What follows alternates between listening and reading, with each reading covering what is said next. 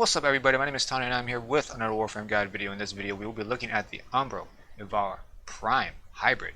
And what that means is we will be looking at the different Warframe abilities that can work with Ivara. So before we get into any of the builds, I want to talk about one thing first, and that is the Paris Prime here. I do have two Vigilante mods on here to increase the critical chance. So if you see some odd red crits, that's because of the Vigilante mods on Paris Prime. Now when it comes to the Vigilante mods, usually the bonus you get does not work with Artemis Bow Prime. So let's say you equip all of the Vigilante mods inside Artemis Bow Prime for the critical bonus. Well, it does not work, obviously. So if you put it on the Warframe and the primary weapon, you will get the bonus. But if you put it in the Artemis Bow Prime, obviously you won't get the bonus. So keep in mind about that. But you can still put Vigilante armaments if you guys want that multi-shot, Fervor if you guys want that, etc. First build will be the Green Arrow build. Yeah, I know. Strange name, dumb name, but hey, it kind of works because it uses Empower Quiver.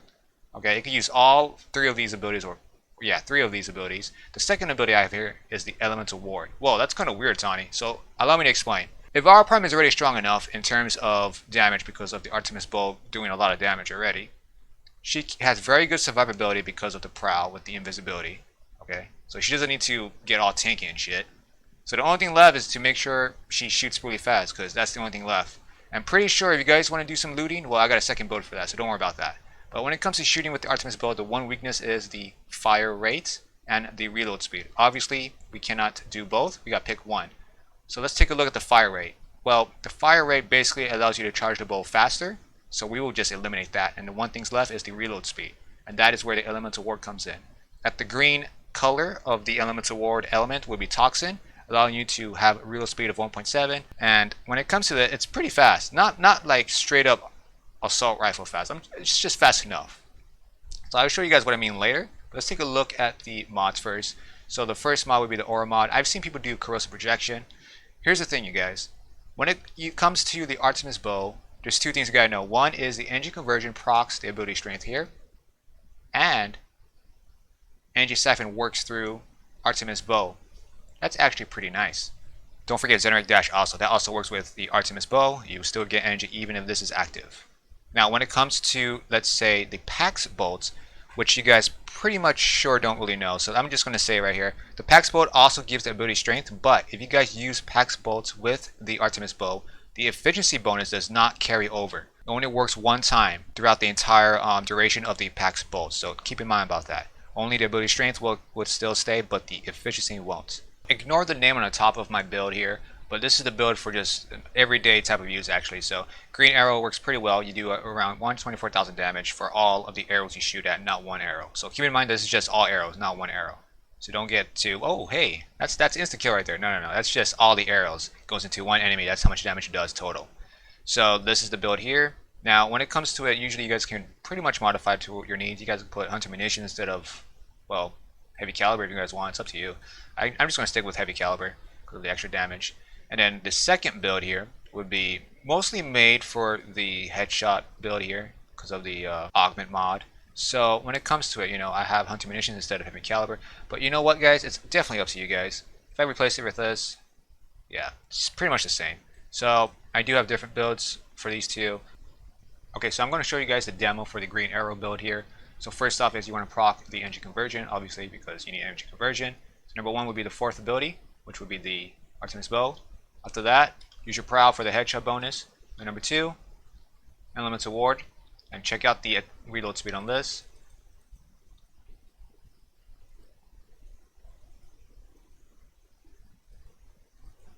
I mean, I don't think I'm landing headshots. Yeah, I'm not. I'm being a lazy bun right now. But if you guys want to do headshots, there you go. I mean, usually only use Prowl if you want to do headshots, but it's good for survivability too, since they don't know where you are.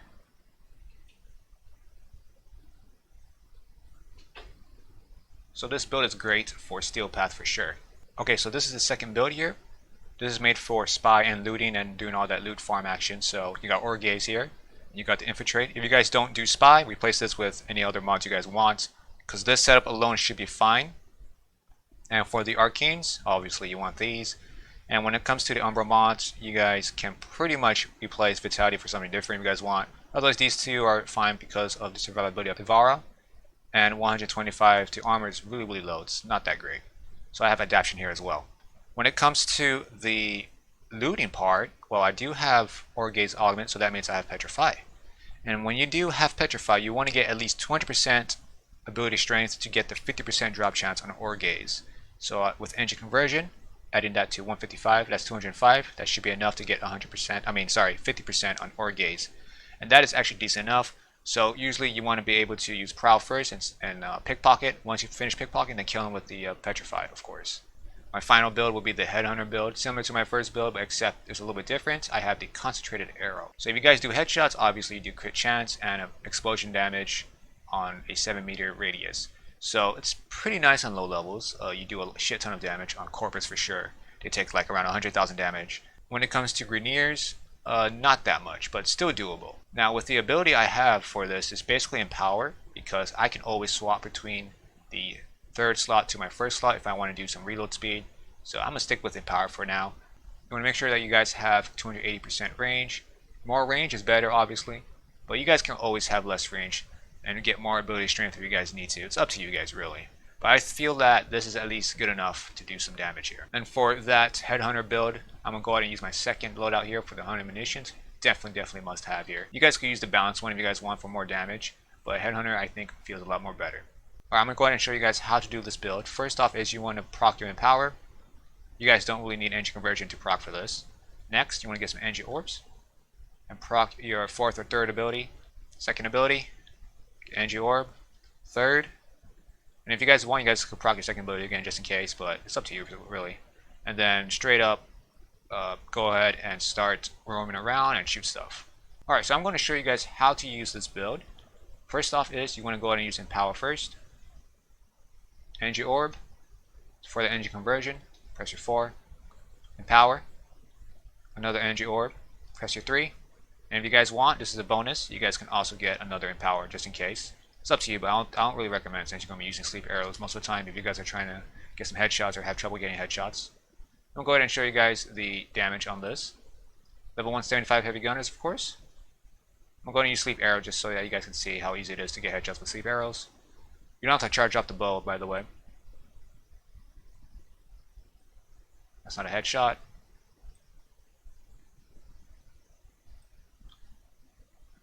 So the hunting munition does proc on some of these enemies, only to get damaged, but that's how much damage it does.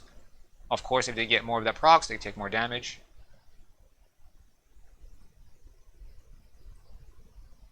I just did 400,000 damage. So if you basically strip armor from these guys, you pretty much do a shit ton of damage. You probably one-shot them.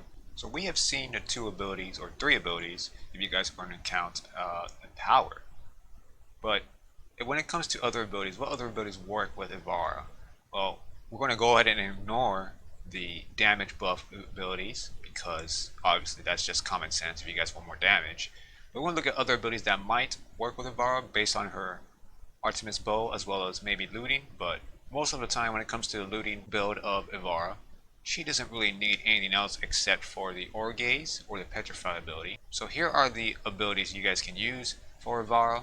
No stats because it depends on what build you guys are going for, headshot or the everyday build or the green arrow build in my terms, of course. So we're going to be looking at Fire Blast here, and that is, of course, Healing Blast is optional, but Fire Blast does do that stripping armor thing, so definitely good. Now you guys might notice that the abilities do have different colors. So you got purple, which can be used for both the green arrow build and the headshot build, and then you got the red color, which is made for the headshot build, and then you got larva and the snare, which is great for both the green arrow and the headshot build, but it depends though. So for larva, you might need a bunch of range and a pretty reasonable amount of duration in order for this to work because of the diminished range. At maxed rank of 3, it will give only 8 meters of range, and then snare is also a great alternative for larva, but it works surprisingly well with the headshot build. The spin snare is also great here for the health orbs and maybe the energy orbs as well. Breach surge is great for finish off enemies, of course. Rest and rage. Now when it comes to rest and rage, obviously you want to use the rage. Spectral 7 is also great for energy. Now there is one more ability that's actually pretty interesting to use for most likely the green arrow build or for the headshot build, and that is the Seeking Shuriken. Now, when you guys are using this, you just need 143% ability strength in order to completely strip armor completely for the enemy. So, if you guys are using this against a really tough armored enemy, or a boss maybe, you can pretty much one-shot them.